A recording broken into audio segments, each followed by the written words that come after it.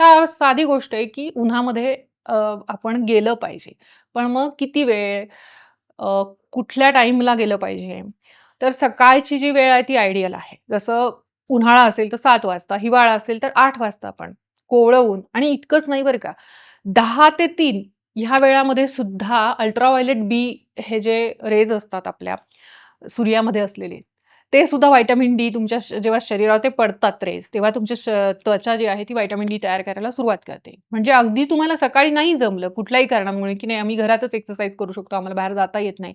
मग तुम्ही 10 ते 3 ह्या वेळात जर तुम्ही बाहेर पडू शकत असाल, कामानिमित्त म्हणा, कसल्याही निमित्त म्हणा, तर तुम्ही जास्तीत जास्त तुमच्या स्किनवर ते व्हिटॅमिन डी घेण्याचा प्रयत्न करा. मग सकाळी 7 ते 9 हा सुद्धा खूप चांगला वेळ आहे. तर ज्यांना शक्य आहे, की फिरायला जाणं, व्यायाम करणं उन्हामध्ये, तर त्यांनी अशा प्रकारे शॉर्ट्स घाला किंवा जास्तीत जास्त तुमचा जसं साडीमध्ये वगैरे पण बघा, जरी आपण साडी जरी घातली असेल स्त्रियांनी, तरी सुद्धा त्यांची पाठ आणि कंबर किंवा जो नाभीचा भाग आहे तुमचा म्हणजे पोटाचा भाग आहे, तो जर तुम्हाला त्याच्यावर जर सूर्यकिरणं पडली, तर ती लवकर जास्त प्रमाणामध्ये व्हिटॅमिन डी तयार करू शकते. त्या त्वचेखाली तयार होतं.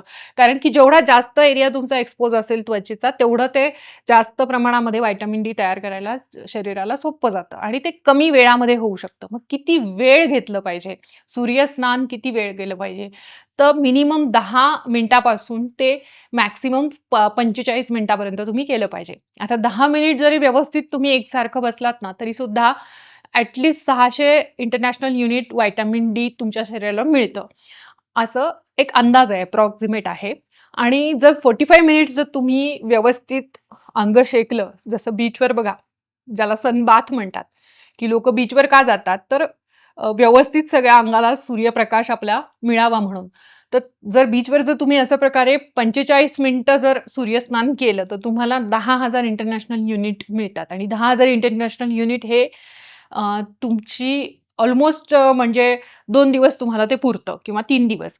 म्हणजे थोडक्यात काय, की तर तुम्ही जेवढं जास्त वेळ तुम्ही स्नान करू शकत असाल, तेवढं चांगलं. पण ॲट लीस्ट 10 मिनिटं ते 20 मिनिटं तरी तुम्ही सूर्यप्रकाशामध्ये राहिलं पाहिजे. तर तुम्हाला जे दिवसाला जे 600 ते 800 एवढं इंटरनॅशनल युनिट हे तुम्हाला पाहिजे असतं. कधी-कधी काही-काही केसेसमध्ये हजार-हजार इंटरनॅशनल युनिटपर्यंत सुद्धा डेली डोस आपल्याला व्हिटॅमिन डीचा द्यावा लागतो किंवा गरजेचा असतो शरीराला. तर हे तुम्हाला तुमचं जे काही डेलीची नीड आहे, ती तुमची 10 मिनिटाच्या सूर्यप्रकाशामध्ये भरून काढू शकतात तुम्ही. आणि दुसरं म्हणजे व्हिटॅमिन डीचा अजून एक फायदा काय, की जे तयार होतं ना, तर ते फॅट सोल्युबल व्हिटॅमिन आहे. म्हणजे ते तुम्ही स्टोअर करू शकतात. तुमचं लिव्हर ते स्टोअर करतं. म्हणजे थोडक्यात समजा एखादा दिवस तुम्हाला नाही जमलं, 2 दिवस तुम्हाला सूर्यस्नान नाही करता आलं, तर काही फरक नाही पडत. तुम्हाला जेव्हा-जेव्हा शक्य आहे, तेव्हा-तेव्हा तरी तुम्ही उन्हामध्ये बसलं पाहिजे आणि सूर्यस्नान केलं पाहिजे. आता हे का मी एवढं सांगते, की उन्हात बसा, उन्हात बसा? कारण की तोच एक सोर्स आहे व्हिटॅमिन डीचा, दुसरा कुठलाच नाहीये. आणि व्हेजिटेरियन लोकांसाठी तर आय एम सॉरी अजिबातच चांगला सोर्स नाहीये. कारण जे नॉन-व्हेज खातात त्यांना तरी at least cod liver oil किंवा मासे वगैरे जे खातात, फिश ईटिंग ज्यांचं असतं, त्यांना व्हिटॅमिन डी मिळू तरी शकतं. व्हेजिटेरियन लोकांना फक्त दूध, दुधाचे पदार्थ, तूप ह्याच्यामध्येच व्हिटॅमिन डी असतं. मग ते पण तुम्ही खाल्ले पाहिजे. आजकाल ते पण लोकं खात नाहीयेत. मग त्यामुळे व्हिटॅमिन डी मिळणार कुठून? तर हाच एक मोठा प्रश्न निर्माण झालाय. म्हणून मग इंजेक्शन घ्या किंवा इंजेक्शनपेक्षा पहिल्यांदा सप्लिमेंटपासून आपण सुरुवात करतो. तर पहिल्यांदा सप्लिमेंट्स द्यावे लागतात. मग व्हिटॅमिन डीच्या सप्लिमेंट्ससुद्धा जर त्या आपण ज्याला म्हणतो की सिंथेटिक असतील, तर त्याच्यापेक्षा पण जर नॅचरली डिराइव्हड जे आपण सप्लिमेंट्स असतील, त्या जास्त प्रमाणामध्ये चांगल्या असतात. पण आता ह्याच्यामध्ये की मग आम्ही कुठली सप्लिमेंट घेऊ? कारण पहिले हा प्रश्न असणार तुम्हाला. तर व्हिटॅमिन डीच्या बाबतीत असं आहे, की ते शरीरामध्ये स्टोअर होतं. त्याच्यामुळे तुम्ही जास्त प्रमाणातही घेऊ नाही शकत आणि कमी तर चालतच नाही. कमी झालं तर काय-काय त्रास होतो ते माहिती तुम्हाला. म्हणून व्हिटॅमिन डीच्या सप्लिमेंट घेताना विदाऊट प्रिस्क्रिप्शन त्या घ्यायच्याच नसतात आणि त्या घेऊ पण नाही. कारण तुम्हाला किती रिक्वायरमेंट आहे, तुम्हाला काय आजार आहे, तुम्हाला काय झाली, काय कंडिशन आहे, यानुसार ती मात्रा डॉक्टर लोकं आम्ही ॲडजस्ट करत असतो, की किती दिलं पाहिजे तुम्हाला व्हिटॅमिन डी.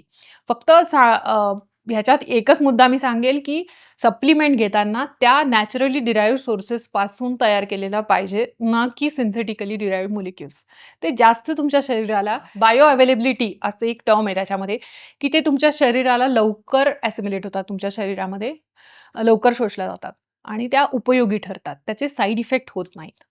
आता अशा प्रकारे व्हिटॅमिन डीचे लिमिटेड सोर्सेस असल्यामुळेच आणि सूर्यकिरण हाच त्याचा एक ऑथेंटिक सोर्स असल्यामुळे व्हिटॅमिन डीची डेफिशियन्सी आपल्याला आजकाल बघायला मिळते आहे. प्लांट्स मध्ये काही जण म्हणतात प्लांट्स जर तुम्ही उन्हामध्ये ठेवले तर व्हिटॅमिन डी तयार होतं का? तर अजिबात असं होऊ शकत नाही. फक्त त्याला अपवाद आहे मशरूम्स. पण मशरूम हे प्लांट किंगडममध्ये येत नाही. तो मशरूम्स म्हणजे काय असतात? एक प्रकारची फंगसच असते ती.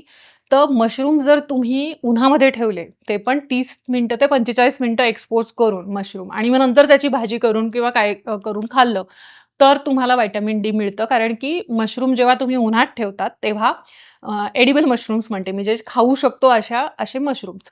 जर तुम्ही उन्हामध्ये ठेवले, तर त्याच्यामध्ये व्हिटॅमिन डी तयार होतं. व्हिटॅमिन डीचा तेवढाच एक ऑथेंटिक सोर्स आहे. मग तुम्ही पाणी उन्हामध्ये ठेवलं आम्ही, मग ते व्हिटॅमिन डी युक्त होईल का? अजिबात नाही. मग तुम्ही एखादी भाजी ठेवली उन्हामध्ये, मग ती व्हिटॅमिन डीने युक्त होईल का? तर अजिबात नाही. सगळ्या वनस्पती या दिवसभर उन्हामध्येच असतात. मग असं असतं तर आपल्याला वनस्पती खाऊनच व्हिटॅमिन डी मिळालं असतं. पण तसं मेकॅनिझम व्हिटॅमिन डीचं नसतं. तर आता याच्यामधून तुम्हाला हे कळलं असेल, की वनस्पतींच्या सोर्सेसमधून अनफॉर्च्युनेटली आपल्याला काही व्हिटॅमिन डी मिळू शकत नाही.